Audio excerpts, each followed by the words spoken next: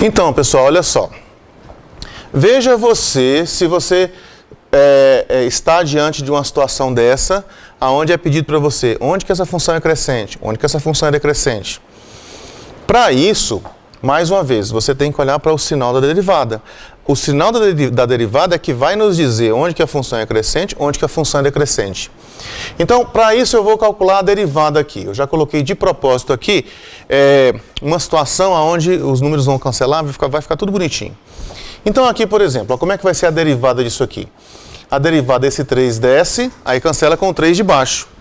Então vai ficar 1/3 de 3x², vai ficar só o x², porque o 3 que desceu cancela com esse outro 3 aqui. Depois, aqui vai ficar assim, mais esse 2 que desce, cancela com o 2 que está embaixo, vai ficar 1/2 de 2x, vai ficar só x. Isso aqui é a função derivada. A função derivada aqui é uma função quadrática. É uma função quadrática. E eu preciso saber onde que ela é positiva, onde que ela é negativa. Para isso, eu vou começar descobrindo onde é o zero dessa função. Quando é que isso aqui dá zero? Aí eu estarei descobrindo aqui onde é que são os pontos críticos. Onde é que isso aqui dá zero? Então, para isso, eu venho cá e falo assim, cara, quando é que x² mais x dá zero? Bom, você pode resolver essa equação aqui com aquela fórmula de resolução de equação quadrática. Ou você pode pensar assim, dá para colocar o x em evidência. Se você colocar o x em evidência, aí sobra o quê? Sobra aqui x mais 1, não é isso mesmo?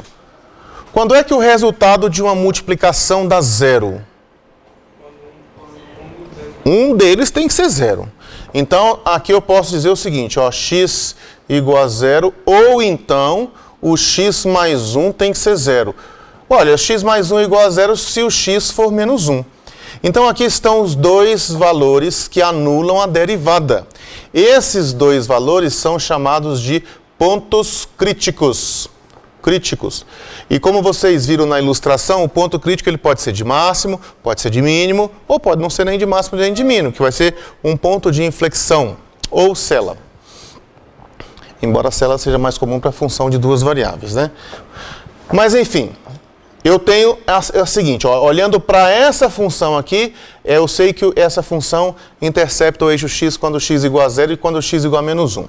Então vamos olhar aqui para um esboço do gráfico dessa função. Essa função aqui, ela é uma parábola com concavidade voltada para cima, não é isso mesmo? Ó, essa função aqui é uma parábola com concavidade voltada para cima, então ela tem essa cara aqui. Quando é que esses dois valores aqui, ó, um é o menos 1, olha aqui, ó, menos 1, e o outro valor é o zero. À direita do zero, o gráfico está a função está acima do eixo x. Então, o sinal aqui é positivo. À esquerda do menos 1, o gráfico também está acima do eixo x. Então, aqui a função tem imagem positiva também. Entre o menos 1 e o zero, a imagem é negativa. Então, olha só a situação que a gente está. O que é que eu tinha falado para vocês? Eu falei, gente, lembra que isso aqui, esse gráfico que vocês estão vendo aqui, é o gráfico da derivada. Então, o que você tem aqui é o sinal da derivada. Aqui, ó, à esquerda do menos 1, a derivada é positiva, então a função é crescente aqui. Entre menos 1 e 0, entre menos 1 e 0, a derivada é negativa, então a função é decrescente aqui. Depois do zero para a direita, a derivada volta a ser positiva. Então a função é crescente aqui. Onde a derivada é positiva, função crescente. Onde a derivada é negativa, função decrescente. Então, eu posso agora fazer um esboço, tentar fazer aqui um esboço do gráfico dessa função, olhando para essas características. Para eu fazer isso, eu vou fazer o seguinte, ó.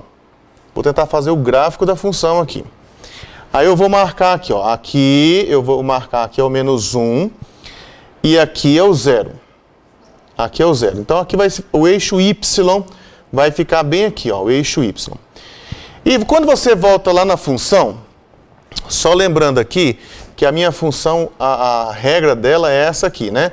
É 1/3 de x elevado ao cubo mais 1/2 de x elevado ao quadrado.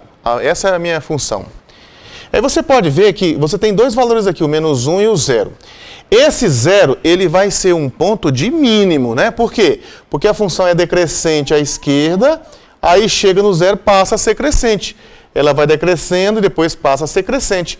Então esse pontinho aqui será um ponto onde ela assume um valor mínimo, mesmo que seja um valor local, um valor mínimo local. E do lado de cá será um ponto de máximo ali naquela vizinhança, um máximo local. Porque ela vai crescendo, crescendo, até chegar no x igual a menos 1. Aí depois começa a decrescer. Então esse ponto aqui é um ponto de máximo local. Aí você olha para cá. O que acontece quando você coloca x igual a 0 bem aqui? Fica fácil, né? Se você colocar f de 0 aqui, ó, f de 0, vai colocar 0 aqui, e f de 0 dá 0. Então a função vai passar por aqui assim, ó.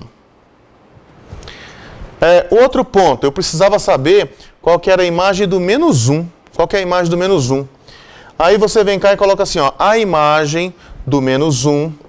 Ó, menos 1 elevado ao cubo dá menos 1. Vai ficar menos 1/3.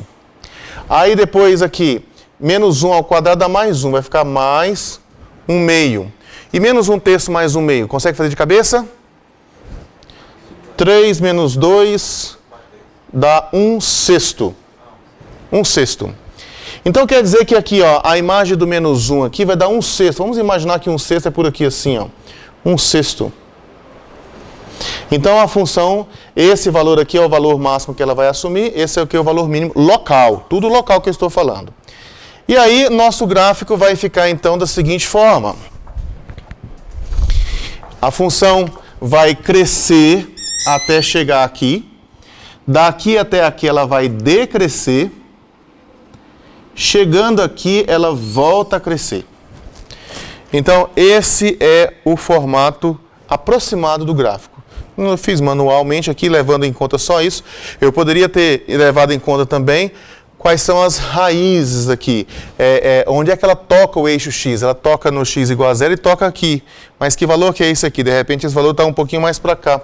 No meu desenho ficou parecendo que ele está muito perto do menos 1. Mas o aspecto do gráfico é esse, gente.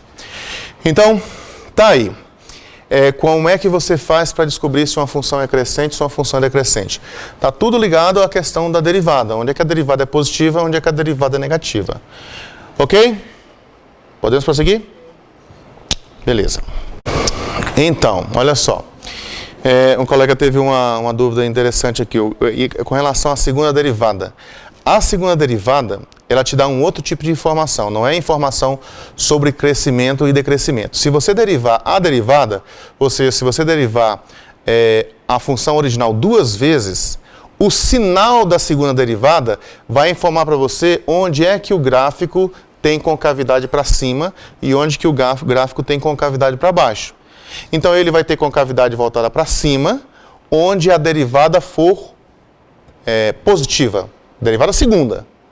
Derivada segunda for positiva, aí ele vai ter a boca para cima, o gráfico vai ser assim. Quando a derivada segunda é negativa, aí a boca da derivada é para baixo. A boca da derivada não.